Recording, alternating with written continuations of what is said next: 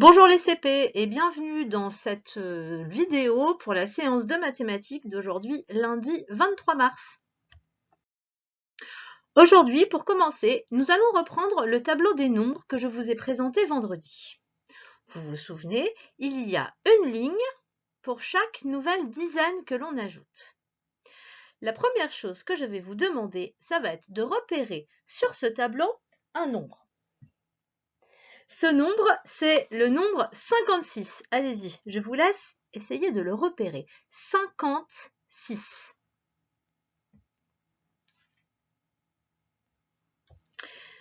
J'espère que vous l'avez trouvé. Le 56 est un nombre qui s'écrit 5 et 6. Il est donc dans la ligne, c'est ça, sur la ligne des cinquantaines, ici. Allez, je vais remettre mon petit cache pour bien vous le montrer cette fois, le 56. Et voilà, il s'est arrêté sur le 56. Vous allez maintenant pouvoir prendre votre ardoise, un marqueur ou alors une feuille blanche et de quoi écrire si vous n'avez pas votre ardoise. Je vous laisse faire pause et quand vous êtes prêts, je vous demanderai d'écrire des nombres. Si vous êtes prêts, je vais vous demander de m'écrire ce qu'il y a, ce qui se cache sous cette case-là, c'est-à-dire 56 plus 1. Qu'est-ce qui vient juste à côté?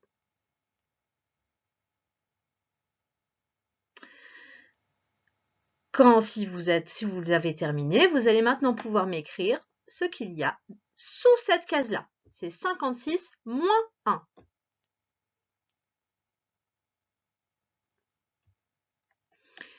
Si vous êtes prêts, passons à la suite. Vous allez à présent m'écrire ce qu'il y a sous cette case-là. C'est 56 auquel on aurait ajouté une dizaine. Et enfin, vous allez me dire ce qui se cache sous cette case-là. C'est 56 moins 10. 56 auquel on aurait enlevé une dizaine. Allez, si vous êtes prêts, on va regarder ce qui se cache donc tout autour de notre nombre 56. 56 est ici. Si on fait 56 plus 1, la première chose que je vous ai demandé de faire, la bonne réponse c'était 57. 56 moins 1, la bonne réponse c'était 55.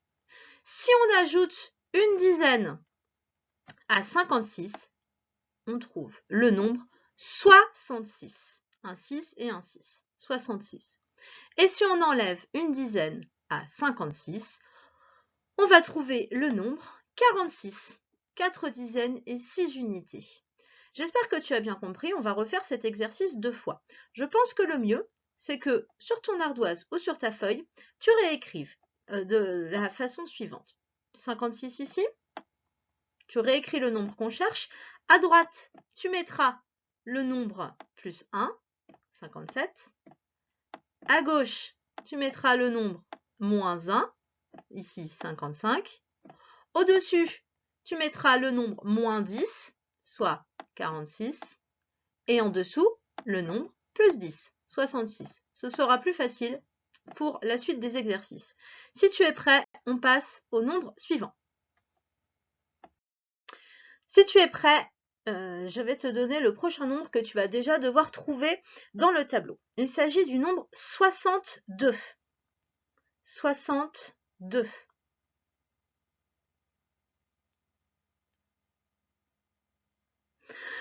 62 s'écrit avec un 6 et un 2. Il est dans la colonne des soixantaines, dans la ligne des soixantaines. Donc normalement, tu le trouves sur cette ligne-là. Si tu ne l'as pas trouvé, je vais faire apparaître mon petit carré magique. Hop, le voilà. 62, il est là. Tu vas donc sur ton ardoise ou sur ton cahier déjà réécrire 62.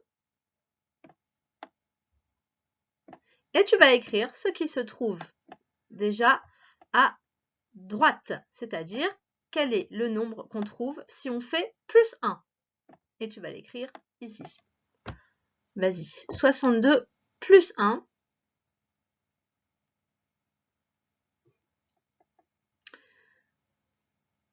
Si tu as terminé, tu vas maintenant pouvoir écrire de l'autre côté 62 moins 1, ici.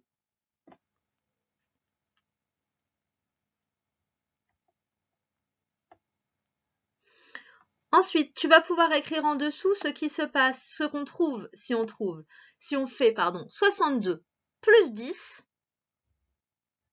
si on change de dizaine, si on ajoute une dizaine, donc tu vas l'écrire en dessous ici.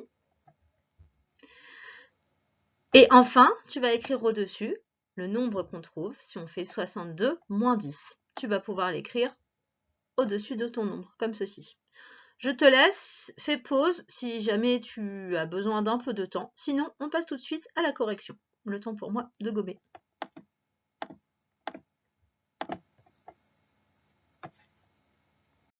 Je retire le cache et on regarde. Je réentoure 62 pour bien que tu le vois. Il est ici. Si on fait 62 plus 1, le nombre qu'on trouve, c'est 63. Pardon, de l'autre côté, 63. Si on fait 62 moins 1, on trouve 61. En dessous, 62 plus 10, on trouve 72. Un 7 et un 2, 72. Et si j'enlève une dizaine au-dessus, je vais trouver 52.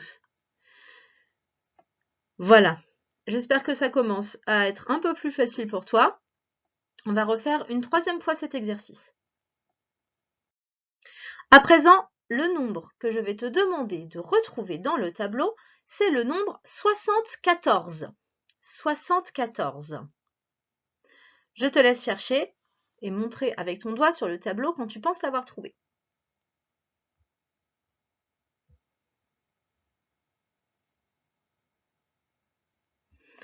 « 74 fait partie de la ligne des 70 qui est ici. 74 s'écrit avec un 7 et un 4. Je vais mettre mon petit cache pour que tu puisses mieux le voir si tu ne l'as pas trouvé. Le voici. Tu vas donc pouvoir écrire sur ton ardoise ou ton cahier d'abord le nombre avec lequel nous travaillons, 74, et écrire de chaque côté ce qu'on trouve au-dessus, en dessous, à droite et à gauche du tableau. Allons-y d'abord. Écris sur la droite de ton nombre ce qu'on trouve quand on fait plus 1. 74, qu'est-ce qui vient si on rajoute plus 1?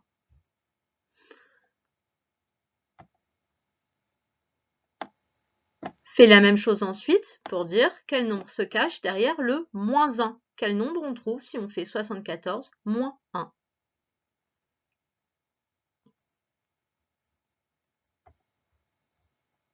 Ensuite, en dessous, tu écriras ce qu'on trouve quand on fait 74 plus 10.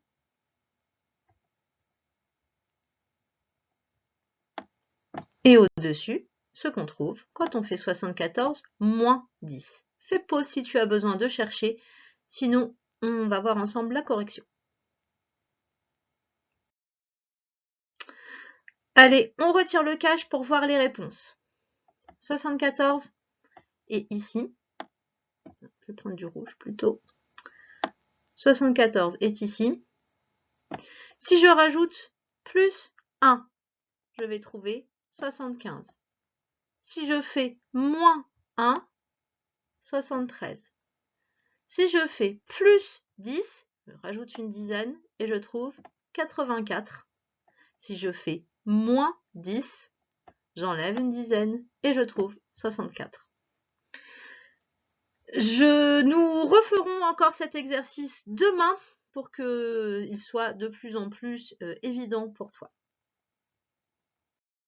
Pour la suite de cette séance, garde toujours avec toi ton ardoise ou une feuille sur laquelle tu noteras les résultats. Nous allons passer maintenant au calcul mental.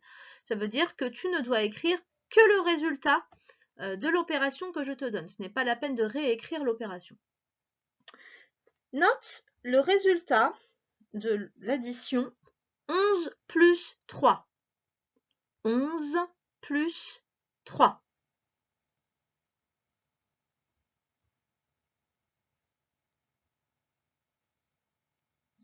La réponse, c'est 14. À présent, note le résultat de l'addition 9 plus 5. 9 plus 5. Note le résultat.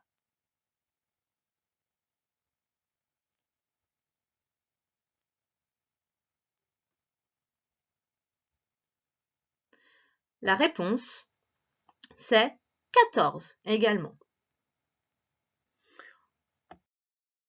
Maintenant, note le résultat de la soustraction, ça veut dire qu'on enlève, donc note le résultat de 10 moins 4. J'ai 10, j'enlève 4. Combien est-ce que j'ai? Vas-y.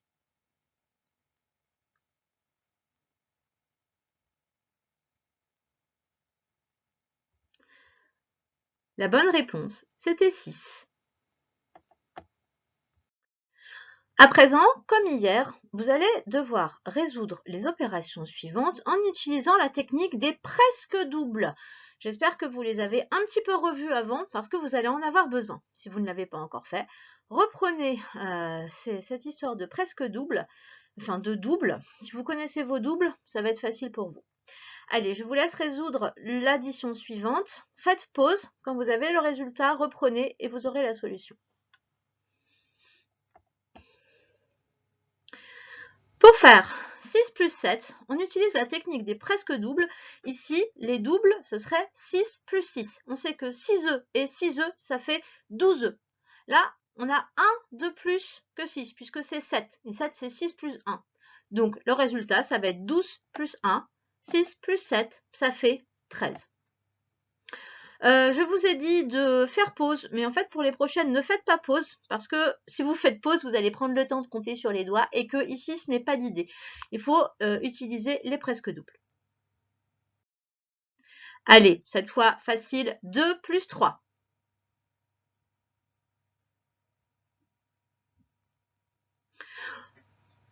Je ne suis même pas sûre que là, vous avez utilisé la technique des presque doubles. 2 plus 3, normalement, on a 5 doigts en tout. Si je les coupe en deux, j'ai 2 d'un côté et 3 de l'autre. Donc, normalement, vous saviez que le résultat, c'était 5. En utilisant les presque doubles, ça aurait été en utilisant 2 plus 2. 2 plus 2, 4. Et là, on avait 3. Il fallait donc rajouter 4 plus 1. On avait 5. Attention pour la dernière, un peu plus compliquée. 8 plus 9. Utilise les presque doubles. Je te laisse 5 secondes.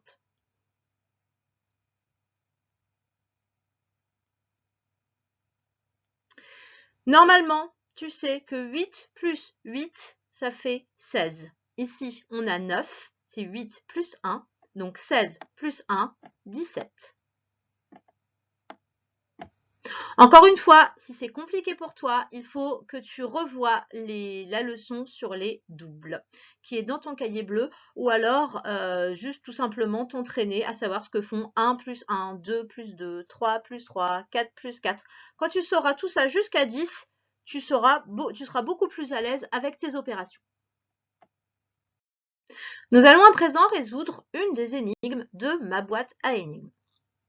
Regarde bien cette image, elle se trouve dans la rue, devant une porte d'immeuble. Et les grandes cases colorées que tu vois, ce sont des boîtes aux lettres. Ma première question est très facile.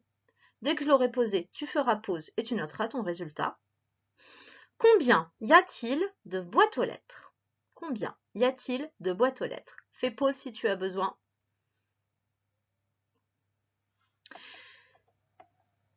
Allez, je donne la réponse. Les boîtes aux lettres, ici, il y en a 8.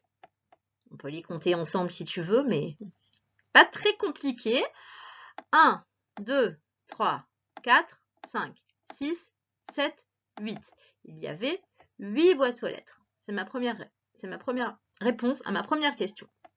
La deuxième question va peut-être t'embêter un petit peu plus. En tout cas, tu vas devoir prendre le temps de réfléchir.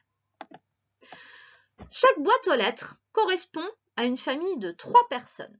C'est-à-dire que 3 personnes utilisent une boîte aux lettres. La question, c'est combien de personnes vivent dans cet immeuble? Je répète, Chaque boîte aux lettres correspond à une famille de 3 personnes. Puisqu'il y a 8 boîtes aux lettres, ma question est la suivante. Combien de personnes vivent dans cet immeuble? Je te laisse faire pause et chercher et on corrige ensemble. Si tu as eu le temps de chercher, nous allons à présent faire des petites marques sur les boîtes aux lettres pour symboliser, pour montrer le nombre de personnes qui utilisent la boîte aux lettres. On a dit que pour une boîte aux lettres, il y avait 3 personnes. En voici 3. Et encore 3. Et encore 3. 3. 3. 1, 2, 3. 1, 2, 3. Et 1, 2 et 3. Maintenant, si tu as fait ce petit dessin-là sur ton cahier, tu as 2 solutions. Soit tu comptes chaque trait que tu as fait pour voir à combien tu arrives. Soit tu vois que là, on a plusieurs fois 3 et qu'il va juste falloir les additionner. 3 plus 3 plus 3 plus 3 3 plus 3 plus 3, j'en suis à combien? 6, encore 2 pour arriver à 8 boîtes aux lettres, plus 3. Et bien maintenant, il n'y a plus qu'à compter tout ça. Donc encore une fois, soit vous comptez les petits points que vous avez fait sur les boîtes, soit vous vous dites 3 plus 3, ça fait 6. 3 plus 3, ça fait 6. Je remets le plus entre les deux. 3 plus 3 ici, ça fait 6. Plus. Et personne m'arrête, mais en fait, j'ai fait un 3 en trop. Non mais, on avait dit qu'il fallait en faire 8. J'en ai fait 9. Voilà. Donc c'est 6 plus 6 plus 6 plus 6. On sait que 6 et 6, c'est un double, ça fait 12. 6 plus 6 aussi, ça fait 12. 12 plus 12. 2 dizaines, puisqu'il y a une dizaine de chaque côté, et 2 unités plus 2 unités font 4. Il y a 24 personnes qui vivent dans l'immeuble. On va vérifier en comptant les personnes que j'avais mises sur ma boîte aux lettres. 1, 2, 3, 4, 5, 6, 7, 8, 9, 10, 11, 12, 13, 14, 15, 16, 17, 18, 19, 20, 21, 22, 23, 24. Il y a bien 24 personnes qui vivent dans cet immeuble. Une autre énigme de ma boîte à énigmes qui va peut-être te donner faim. Regarde sur l'image la belle gaufre que je t'ai présentée. Cette gaufre, elle est saupoudrée de sucre glace, c'est encore meilleur. Ma première question est la suivante. Combien y a-t-il de carrés dans cette gaufre? Tu vois que la gaufre, elle a des petits dessins sur elle, des petits trous en forme de carré. À toi donc de compter le nombre de carrés qu'il y a dans la gaufre. Je te laisse faire pause, compter et noter ta solution. Si tu es prêt, comptons ensemble. Sur chaque ligne, il y a 5 carrés. 1, 2, 3, 4, 5. Je continue. 6, 7, 8, 9, 10, 11, 12, 13, 14, 15, 16, 17, 18, 19, 20, 21, 22, 23, 24, 25, 26, 27, 28, 29, 30, 31, 32, 33, 34, 35. Il y a 35 carrés dans la gaufre. Alors là, c'était la version un petit peu longue que j'ai utilisée. Peut-être que certains ont pensé à une autre façon de faire. Puisqu'on sait que sur chaque ligne de gaufre, il y a 5 carrés, eh bien, il va suffire de compter de 5 en 5. C'est des 5 que j'écris là. Je sais que j'ai moins en moins de place, mais si on compte de 5 en 5 comme on s'est entraîné en classe, ça donnera la chose suivante. 5, 10, 15, 20, 25, 30, 35.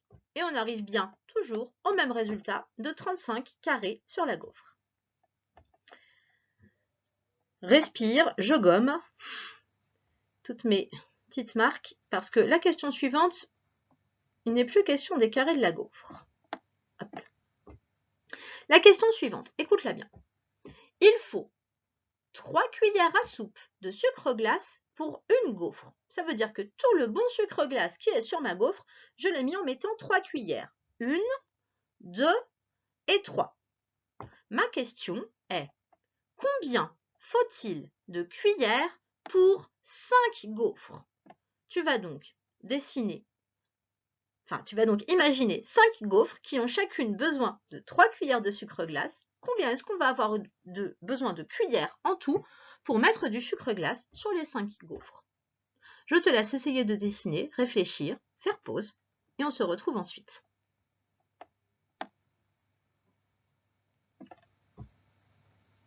Si tu es prêt, je te donne la réponse. Oups, et je fais des gros traits aussi sur ma gaufre. Hop là.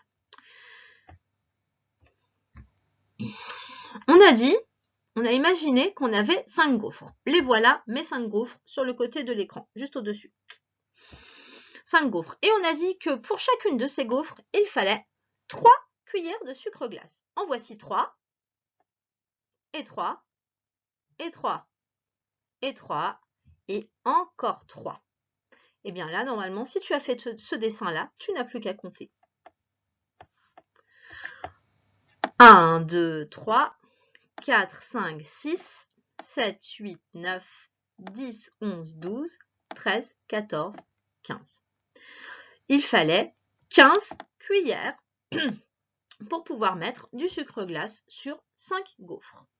L'opération qu'on a utilisée ici, c'est une addition. On a fait 3 plus 3 plus 3 plus 3 plus 3 et je m'arrête là puisque j'ai mes 5 gaufres, une ici, 2, 3, 4, 5 et le résultat, il fait 15. Nous allons terminer par 2 exercices du fichier Orodator. Donc, vous n'avez pas vos fichiers, mais ce n'est pas grave. Vous allez juste noter les résultats des pendules sur vos ardoises ou votre feuille. Alors, pour noter, il va falloir faire un H au milieu pour dire l'heure. À gauche, on met l'heure et à droite, les minutes. Par exemple, si je veux dire il est 7 heures, je vais écrire 7 de ce côté-là, 7 heures. Et là, 0 minutes, si c'est l'heure pile. Je te laisse faire pause et me noter les 3 résultats pour ces 3 pendules, ici, là et là. Fais pause. Quand tu es prêt, on fait la solution ensemble. Allons-y pour la solution. Sur la première pendule, on voit que l'aiguille des heures, l'aiguille rouge, elle montre le... Oups là, un petit peu gros peut-être, hein. J'ai tout caché. Hop. Donc l'aiguille des heures, elle montre le 4, ici. Et l'aiguille des minutes, l'aiguille bleue, elle montre le 0, tout en haut, ici. Ça veut dire qu'il est l'heure pile. Il fallait donc écrire, il est 4 heures. 0, 0, puisque là-haut, il n'y a pas de minutes. Surtout, ne m'écris pas 4h12. Tu sais que les 12, ici, ce sont les heures, pas les minutes. Deuxième pendule. Il fallait, la petite aiguille des heures montrait le 11. La grande aiguille des minutes pointait tout là-haut. Ça veut dire qu'il était également l'heure pile. Il fallait écrire, il est 11 heures. Et pour la dernière, l'aiguille des heures montrait le 2. L'aiguille des minutes pointait tout là-haut. Ça veut dire qu'il était l'heure pile. Il est 2 heures.